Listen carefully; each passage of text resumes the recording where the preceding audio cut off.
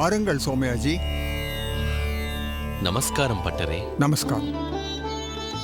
தாங்கள் கோவிலுக்கு வந்து பெருமாளை சேவிக்காத நாட்களே அநேகமாக இல்லை என்று சொல்லலாம். நீரின்றி கூட சில நாட்கள் இருக்கலாம். ஆனால் இந்த ஆதிகேசவ பெருமாளை தரிசிக்காமல் என்னால் இருக்க இயலாதே. நம் பெருமானை சேவிக்காத நாட்கள் நான் ஜீவிக்காத நாட்கள் ஆகிவிடாதா? உண்மைதான். தாங்கள் வழக்கமாக அதிகாலையில் விஸ்வரூப தரிசனத்திற்கு வருவீர்கள். தங்கள் சகதர்மிணி சாயங்காலம் வருவாள். ஆனால் இன்று இருவரும் சேர்ந்து வந்திருப்பது சற்றே எனக்கு ஆச்சரியத்தை அளிக்கிறது. அதற்கு காரணம் இருக்கிறது.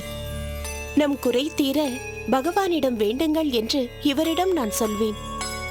ஆனால் இவரோ அதை மறுத்து விடுவார். பெருமாளை சேவிப்பது இப்படி ஒரு அற்புதமான வாழ்க்கையை நமக்கு கொடுத்திருக்கிறாரே என்று அவருக்கு நன்றி சொல்லத்தானே தவிர அது வேண்டும் இது வேண்டும் என்று அவரிடம் வேண்டி பெறுவதற்காக அல்ல என்று சொல்வார். தங்களுக்கு என்ன குறை? க்ஷேமமாகத்தானே இருக்கிறீர்கள்.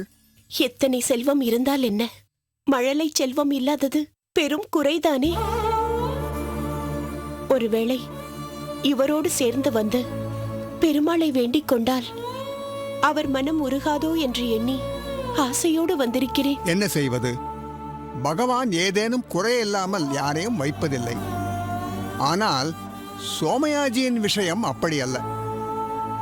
அவர் ஒரு உயர்ந்த வைஷ்ணவர்.